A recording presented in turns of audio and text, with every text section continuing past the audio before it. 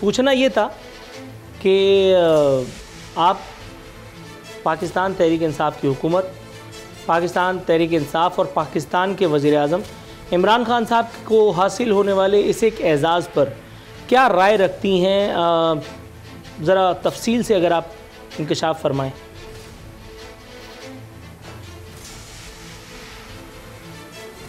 बहुत शुक्रिया अरफिन। सबसे पहली बात तो ये कि ये जिस तरीके से अताउल्लाह साहब वजाहत कर रहे थे और प्राइम मिनिस्टर का उसको कारनामा बयान कर रहे थे, सेनेटर साहब ने उसकी वजाहत की। अब बात रही कि वो लोग जो गैर मुल्की यानी दूसरे मुल्क की शहरियत का जिन्होंने जिससे वफादारी का हलफ उठाया हुआ है, और इमरान खान साहब का एक नहीं यानी वो अपोजिशन में जब कंटेनर पे खड़े होते थे, जब चिल्ला चिल्ला के बातें किया करते थे, आपको याद होगा 1 करोड़ नौकरियां देने जा रहे थे, 50 लाख घर बनाने जा रहे थे और कशकोल तोड़ने जा रहे थे, IMF में जाने से बेहतर खुदकशी को तरजीह दे रहे थे। इसी तरीके से उन्होंने कहा मैं बड़ी काबीना नहीं रखूँगा, मैं बहुत छोटी सी काबीना रखूँगा, मैं नहीं चाहता कि ख़जाने पर बोझ हो।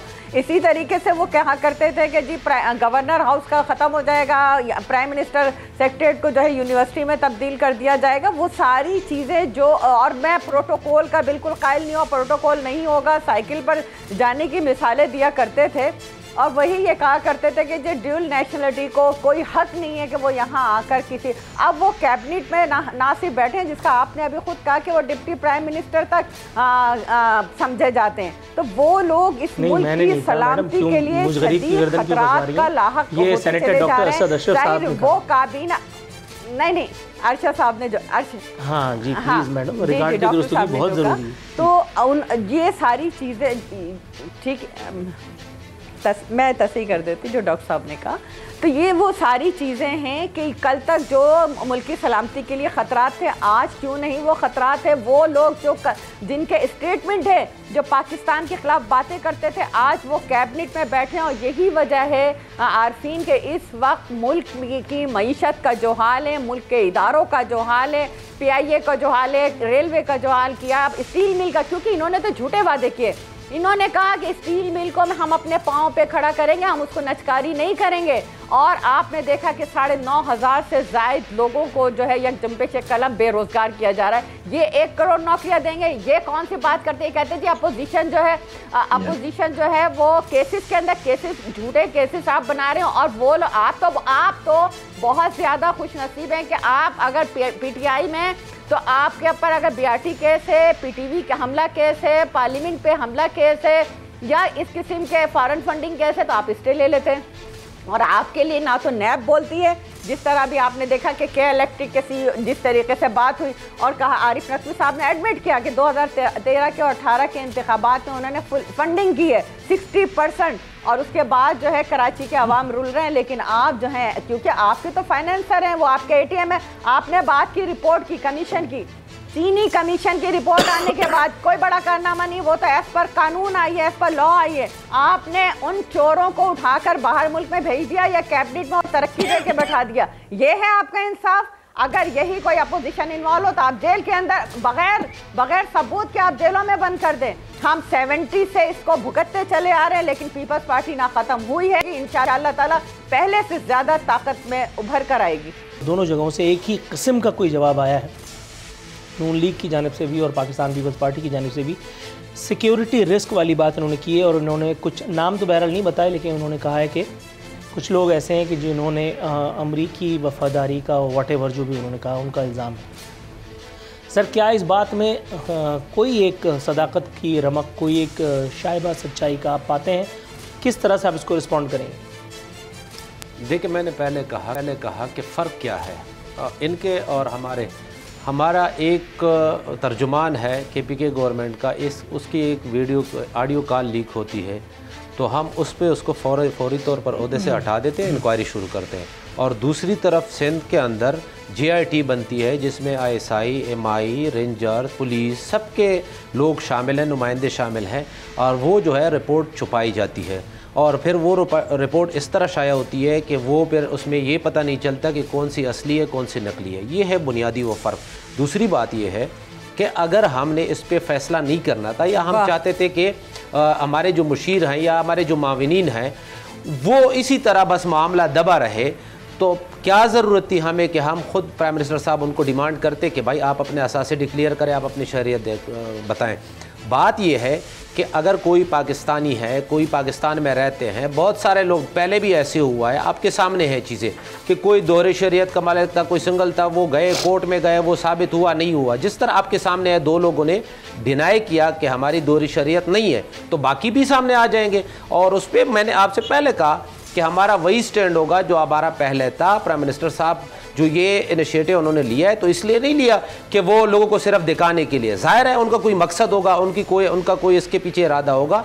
और रही पाकिस्तान की बात, मैं बिल्कुल कैटेगोरिकली ये कहता हूँ कि हम वो फैसले करेंगे, वही लोग हमारे साथ होंगे जो पाकिस्तान के लिए बेहतर होंगे, पाकिस्तान के हक़ में होंगे। अगर खुदा न खास्ता कोई ऐसे लोग होंगे जो हम समझते हैं कि पाकिस्तान की आवाम के लिए, पाकिस्तान की सलामती, वो सवाल ही पैदा नहीं होता कि हमारे साथ हो और उनके ख़िलाफ़ कार्रवाई होगी। मैं आखिरी बात आपको बताता चलूँ कि ये इन्होंने बात की कि जी केसेस, यही हमारा रोना है, यही तो हम कहते थे कि आपने निज़ाम नहीं बनाया, आपने अपने इदारे नहीं बनाए। आज आप अदलिया पे सवाल उठा रहे हैं कि BRT जो केसेस पे वो स्टे दे दिया, अच्छा नेब ने फलाने हमारे केस होते थे उसको गिरफ्तार किया जाता, तो आपने तो नहीं बनाया ना, आपने एक दूसरे के खिलाफ इस्तेमाल किया। अब हम बनाने जा रहे हैं, हमें बनाने दें, हमें टाइम दें, हम बना के देंगे। और इंशाअल्लाह आपका जो ये 5 साल बाद हम जाएंगे तो ये रोना नहीं रोएंगे। ये केसेस आपने जितने बनाए थे एक दूसरे के खिलाफ, वो आपने एक दूसरे के खिलाफ बनाए थे, वो आपकी वजह से आप एक दूसरे को परेशान कर रहे थे। और सैफुर रहमान ने एक यूज़ किया और उस पर आप उससे माफ़ी मांगी।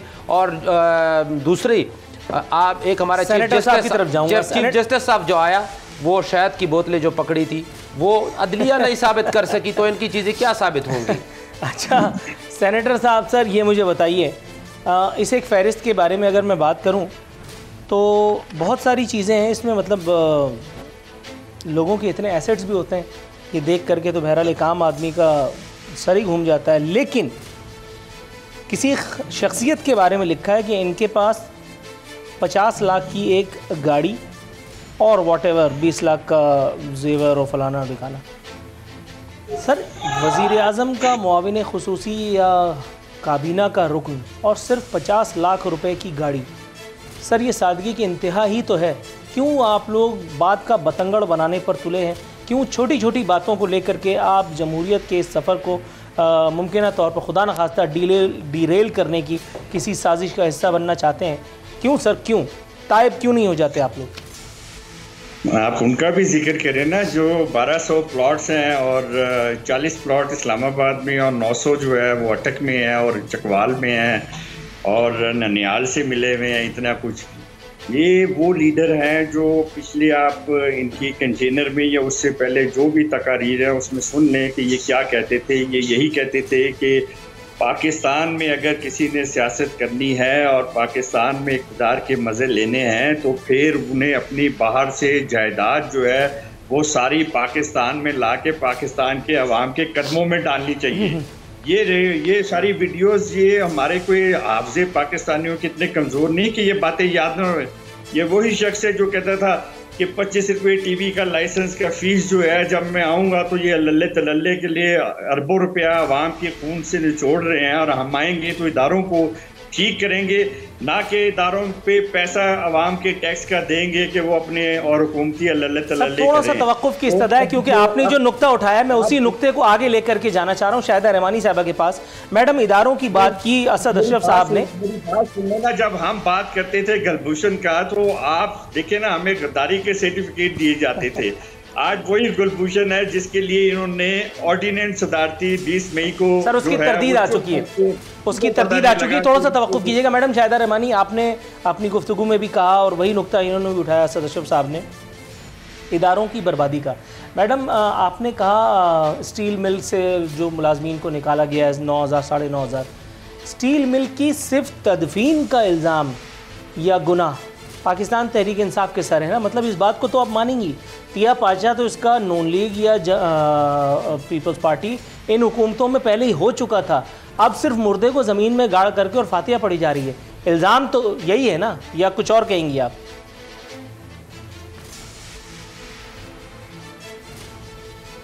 देखिए, सबसे पहले तो मैं अताउल्लाह साहब ने जो बातें की हैं उन्होंने कोई एक मेरे सवाल का जवाब नहीं दिया। मैंने इनसे पूछा जितने इनके ऊपर केसेस हैं और जितनी इन्होंने ये जहांगीर तरीन साहब कैसे निकल गए, खुसरो बख्तियार साहब को और क्यों प्रमोट कर दिया गया, इन्होंने कोई जवाब नहीं दिया। इन्होंने वही घिसे पिटे जुमले जो इन्होंने अपने पहले कहा वही उसी को रिपीट किया। ये JIT की बात करते हैं। JIT जो ऑफिशियल है, जिसके ऊपर तमाम इदारों के दस्तखत हैं, वो वजारत दाखिला सिंध के वेबसाइट पर मौजूद है। अब ये अगर किसी और किस्म की झूठी JIT लाते हैं, जो कि मैंने आपसे पहले भी कहा था कि कोई बाइक वाला इनको दे के जाता है तो ये उसको लेके, तो इस तरह के झूठे इल्ज़ामात चाहे वो JIT का हो, चाहे सिंथियारी चीज़ के ज़रिए इस्तेमाल करे या इस तरीके के झूठे इल्ज़ामात, कोई फेक अकाउंट, कोई किस तरीके से, तो पीपल्स पार्टी इन तमाम हथकंडों से नबर्द आसमा होते हुए सुरखरू होकर निकली है। ये हमारे लिए कोई नई बात नहीं है। हाँ, इदारे हमने बनाए हैं। आज जिस पार्लियामेंट पे कल आप लानते देते थे, जिस पार्लियामेंट को गालियां देते थे, उस पार्लियामेंट में जो आज आप बैठे हैं वो पाकिस्तान पीपल्स पार्टी के मरहूने मिन्नत बैठे हैं। दुरुस्त है मैडम। पाकिस्तान स्टील मिल्स और PIA की तरफ आइएगा। पाकिस्तान पीपल्स पार्टी ने, हमने अपने इदारों को, मैडम पाकिस्तान स्टील मिल्स की तरफ आइए, हमने अपने इदारों को आज़ादी के साथ काम करने के लिए यकीन रखते हैं और हम ही ने पाकिस्तान स्टील मिल के हमारे शहीद जुल्फ़िकार अली भुट्टो साहब ने रशिया के साथ मिलकर एक अजीमुशान कारखाना बनाया था, जिससे पाकिस्तान को फायदा होता रहा। लेकिन अगर बर्बाद हुई तो उसमें पीपल्स पार्टी का कोई हाथ नहीं है। आपने देखा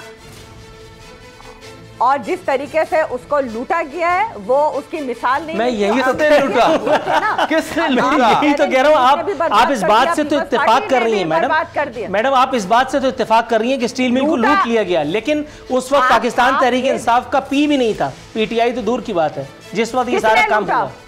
यही तो मैं आपसे पूछना चाह रहा हूँ मैडम, पिछले जो अदवार में हुकूमतें रही हैं वो इसमें कहीं ना कहीं मुलविस तो नहीं होंगी ना। तो पीपल्स पार्टी ने जो एक आरफीन हुकूमतें कभी किसी इदारे को बर्बाद करने के लिए, चाहे पीपल्स पार्टी जिसने इस मुल्क के लिए अपनी जानें कुर्बान की, क्या वो इदारों को बर्बाद करेगी? जिसने इन इदारों को बनाया, हमने हमेशा चाहा कि लोगों को रोजगार मिले। स्टील मिल के जरिए हजारों लोगों को जानें कुर्बान नहीं की, मारा एक दूसरे को, वहाँ पे सब्सिडी भी दी, इदारों को कायम रखने की भी कोशिश की।